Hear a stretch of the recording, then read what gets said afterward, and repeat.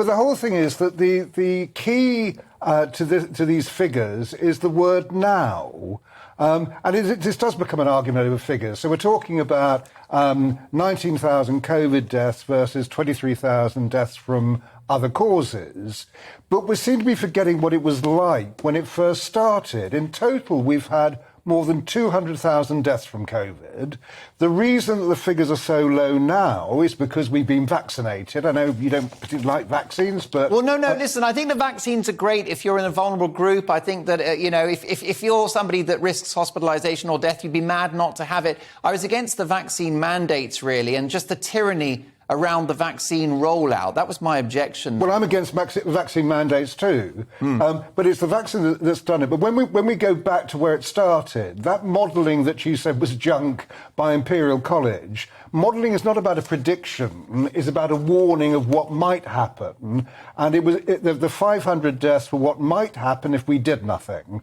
What lockdowns did, there may be an economic cost and the public inquiry will actually decide if it was worth it.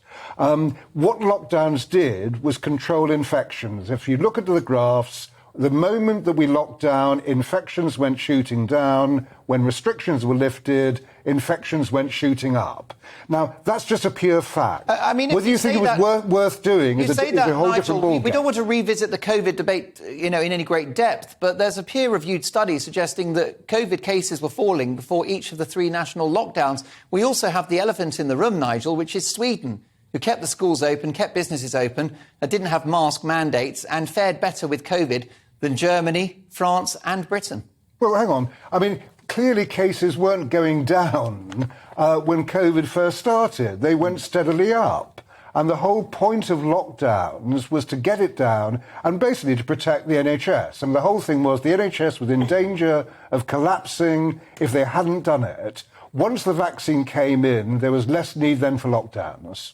The NHS is meant to protect us. We're not meant to protect the NHS. And why? But it would have collapsed, though. It would have collapsed. Well, it shouldn't collapse. Why were the Nightingale hospitals? Collapse, you're right. Why were they empty? Why were they built and they were empty, those hospitals, those emergency Nightingale hospitals? David Oldroyd-Bolt, your closing thoughts on this? Well, I think I must take issue with Nigel. If you look at the figures, in the week before lockdown was imposed in March of 2020, figures were falling for infections because people were ameliorating their own behaviour.